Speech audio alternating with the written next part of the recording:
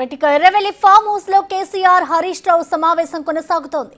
Kaleshwaram commission విచారణపై చర్చిస్తున్నట్లు talk నడుస్తోంది. ఇటు June 5న విచారణకు హాజరు కావాలని ఇప్పటికే కేసీఆర్ నిర్ణయం తీసుకున్నారు. దాంతో కమిషన్ ముందు మాట్లాడాల్సిన అంశాలపై చర్చిస్తున్నట్లు సమాచారం.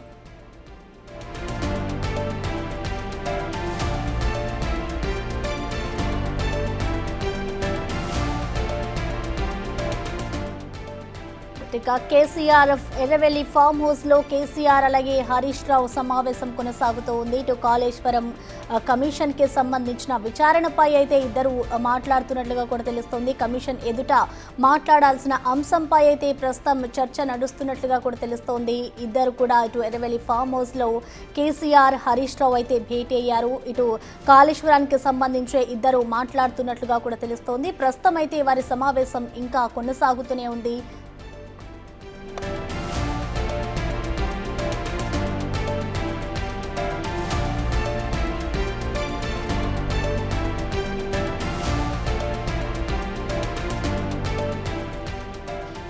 ఎర్రవెల్లి ఫామ్ హౌస్ లో హరీష్ రావు కేటీఆర్ ఇద్దరు కూడా భేటీ అయ్యారు. ఈ సమావేశంలో ఇటు కాళేశ్వరం కమిషన్ కి సంబంధించి ఏం మాట్లాడాలి అనే దానిపై కూడా ఇద్దరు చర్చిస్తున్నట్లుగా తెలుస్తోంది. ఈ నెల జూన్ కి సంబంధించి జూన్ 5న విచారణకు హాజరు కావాలి అంటూ కూడా ఇటు కేసీఆర్ అయితే నిర్ణయం తీసుకున్నారు. ఈ నేపథ్యంలోనే ఇటు కమిషన్ ముందు ఎలాంటి అంశాలు మాట్లాడాలి అనే దానిపై కూడా ఇద్దరు చర్చిస్తున్నట్లుగా తెలుస్తోంది. ప్రస్తుతం వీరి సమావేశం అయితే ఇటు ఎర్రవెల్లి ఫామ్ హౌస్ లో ఇంకా కొనసాగుతూనే ఉంది.